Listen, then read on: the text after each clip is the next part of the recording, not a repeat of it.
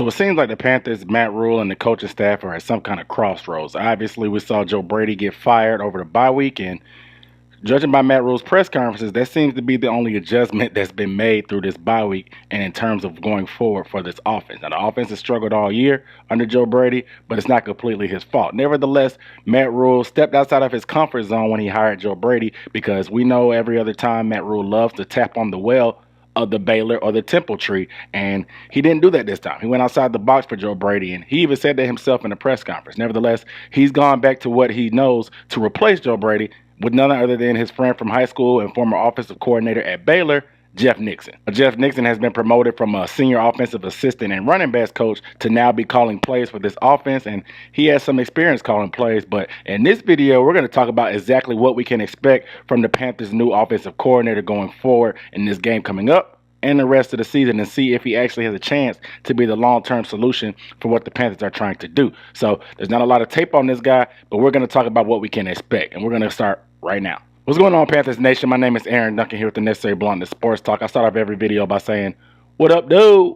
And here on Necessary Bluntness, I do recap and analysis of the NFL. In particular, show a little extra love to the Carolina Panthers. So if you want to see more videos about the National Football League, sports in general, through podcasts, live streams, analysis, film breakdowns, and all that about the NFL and the Carolina Panthers, make sure you are subscribed. Hit the subscribe button below and the bell icon. The bell icon is going to make sure you get a notification every time I drop a video. That way you don't miss a thing, because YouTube's algorithm doesn't always send notifications out to all subscribers. So if you don't want to miss anything, especially when I go live and do all kind of other things, hit the subscribe button and the bell icon for all notifications. That way you are in the loop. But also, make sure you give the video a thumbs up. It really helps my video out in the algorithm. Doesn't cost you a thing. But before I give you what my expectations are and what we can expect overall, let me know down below in the comments, how are you feeling about the new replacement, Jeff Nixon, and what do you expect from him? Do you expect improvement because Joe Brady just seemed kind of stale or repetitive or whatever? Or do you expect us to be pretty much the same way because there's other bigger problems besides the offensive coordinator? Let me know down below in the comments how you are feeling. So after the offensive coordinator, Joe Brady, was fired by Matt Rhule, my first thoughts were, okay, who's going to be the guy to replace him? Because you seem to have kind of scapegoated Joe Brady at this point in the season. So what is your contingency plan going forward to improve on what's going on with the offense? 100% transparency, when Jeff Nixon got promoted, I had to look up exactly who he was. And when I saw he was running backs coach and former offensive coordinator, my head was like, okay, why didn't Rhule pick this guy in the first place? He's gone above and beyond to show nepotism and promote his friends and homeboys like Phil Snow, even though he deserved it, all the Temple players on the team and other players on the coaching staff from Baylor and Temple days. He never shied away from hiring his homies. But this time he decided to put Nixon as an assistant instead of the head honcho as offensive coordinator and step outside the box and go get Joe Brady. Listen to this clip right here of Matt Rhule explain why he decided to choose Joe Brady in the first place. Like I said, hiring someone that didn't have much history with, hiring someone with a different system than I knew. And I'm glad that I did it. I think Joe brought a lot to us, and there's a lot here embedded in place that we're going to continue to build off of. So, Joe's a good football coach, and so I appreciate his time here. Did you hear that, though? Matt Rhule tried to go against his own grain and get somebody from outside the well to see what they could do. Maybe they could bring a different spark to what they're trying to do. But in my opinion, it never really was going to work because they just have differences in philosophy. Matt Rhule seems to have translated to wanting to run the ball and play good defense and not really take too many chances. But Joe Brady wants to throw it all over the yard, short, intermediate passes that substitute for the running game versus just lining up and running the ball. That never was Joe Brady's style, so I don't understand why Matt Rhule went and tapped on Joe Brady in the first place. Do I think Joe Brady is the best offensive coordinator in the world? No.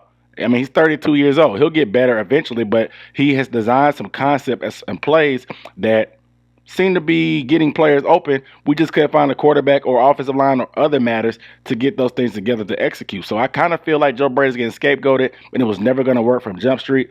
But here we are. Let's move on. But Jeff Nixon served as the offensive coordinator for Matt Rhule for 3 years under Baylor, and they had some pretty effective offenses in their days in the times where they tried to turn around that Baylor team in those 3 years. Matt Rhule also said that he was looking for somebody that has some play calling experience. I fully expected Sean Ryan, the quarterback's coach, to get promoted to offensive coordinator, but Matt Rhule said he wanted somebody with some play calling experience no matter what level. Sean Ryan doesn't have that. Normally, you see quarterbacks coaches get promoted in these instances because they work closely with the quarterback and they know what type of players they like, what type of offense as a whole is going to work for them. We saw that when Ron Rivera got fired. Norv Turner stepped down as offensive coordinator, and quarterbacks coach and his son, Scott Turner, stepped up. Now, Scott Turner has parlayed that into a full-time offensive coordinator position with the Washington football team under Ron Rivera, and they've been pretty competitive thus far, even through the ups and downs they might have had through their season. Now that Jeff Nixon is the head honcho in charge, what can we expect from him? I got a couple of things that I'm going to list out, so here goes the first one. Many people expect us, since he was the former running backs coach, to start running the ball a lot more and things like that, and just kind of pound the rock, ball control, do this, that, and whatever, try to keep the defense off the field and rest it. And I get that. And I don't think that will happen, and that could be a possibility, but I don't think that would happen mainly because of Nixon, but mainly because of Matt Rhule. Matt Rhule wanted this to be this way.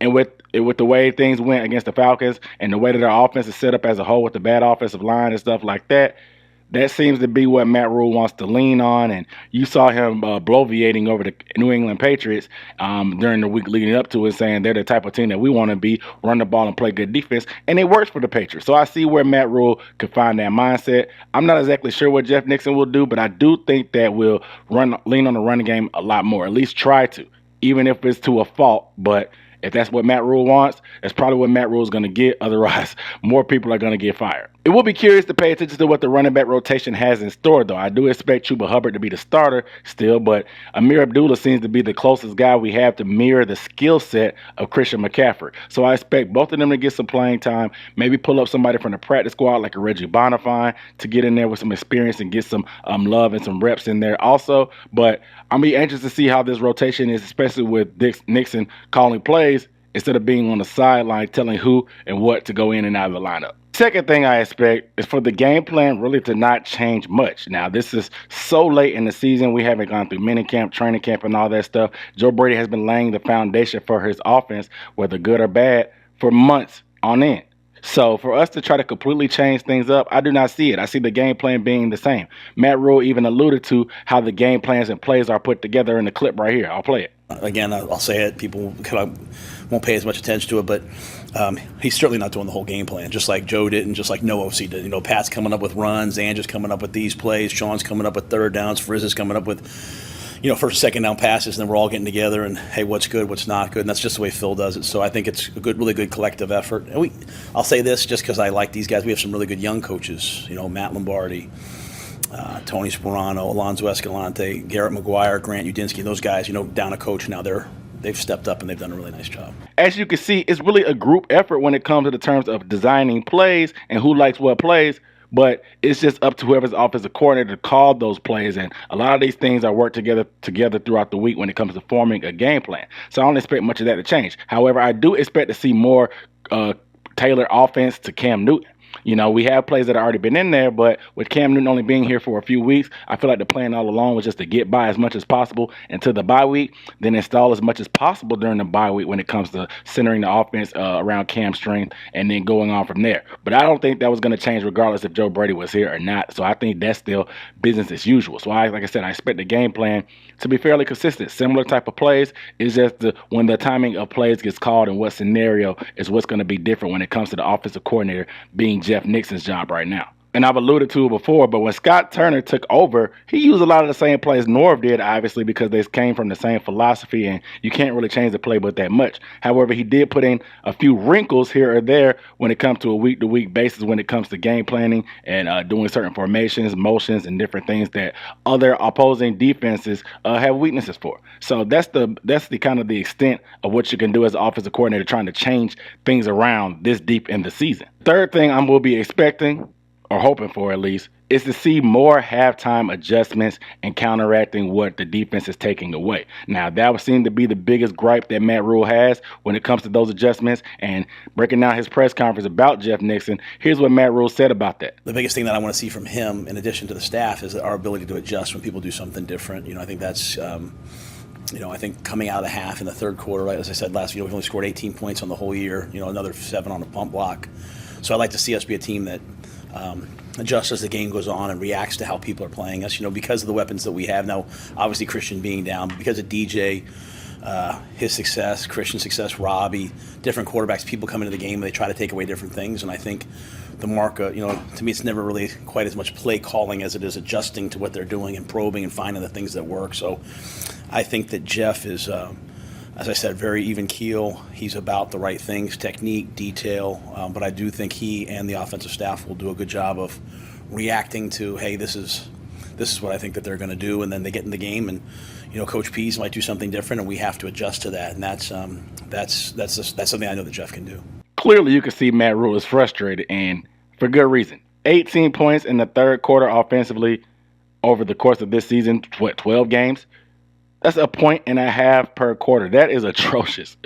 Point and a half per third quarter a game. That is atrocious. That means that whether we're down or up, the third quarter we're coming out flat, and we're either getting our lead probably extended on us, or we're getting our lead taken away from us if we had it at halftime. And that's just unacceptable. Matt Rhule seems to have an issue of us not counteracting what the defense does at halftime themselves to try to stop the offense. And even if the game plan might have worked early in the game, that was scripted or whatever that we thought about the day before, we haven't really changed anything throughout the game. And that's the biggest thing, because the NFL is a chess match. Okay, they're going to try to take away what you do based off of what you study throughout the week. Once the game happens, you see what new stuff the defense may try to do, or they see what new stuff you try to do. So they make adjustments, and you have to make adjustments to their adjustments. And that seems to be what Joe Brady kind of lacked on. And with the lack of experience of him actually calling plays in a game, that's what happens. Now, he does have a lot of coverage beaters in his playbook and different things that work pretty much against any coverage, but you have to be able to call the plays at the right time. Designing a play means nothing if you can't call it in the right scenarios. The funny thing is, Matt Rhule never got on the field snow for not making second half adjustments against the Cowboys and the Vikings when clearly they were running the ball all over us and throwing quick passes and stuff like that. But he had some strong energy for Joe Brady to the point that he fired him. But that's neither here nor there.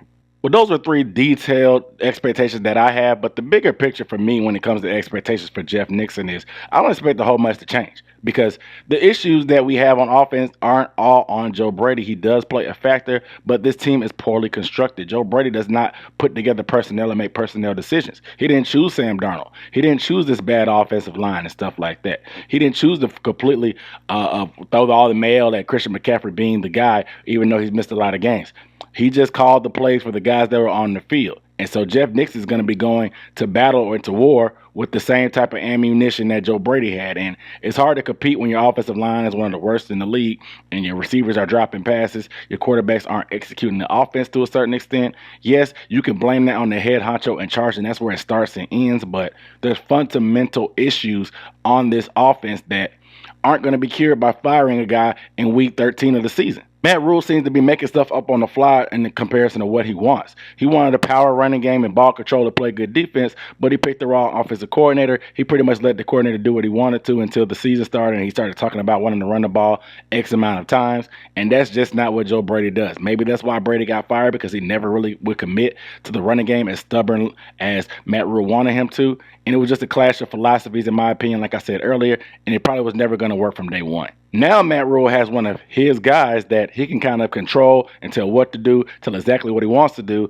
And with Nixon being interim and possibly trying to vie for the future offensive coordinator position, he's going to be obliged to try to listen to what Matt Rhule has to say, but also try to keep his own identity when he tries to apply for this job, I guess, because I'm sure Nixon will hang around, because he had an opportunity and he interviewed with Vanderbilt to be their offensive coordinator last year. So if things don't work out here, maybe he goes back himself to the college ranks and calls plays. But at least we have somebody that has some play calling experience for once, and Matt Rhule is trying to go out swinging. We saw when coaches kind of get desperate when they know the pressure is on them and they're on the hot seat, they kind of go back to what they know. Ron Rivera, when he was on the hot seat, he let go of Eric Washington. He demoted him back to D-line coach, and Ron Rivera started calling defensive plays himself.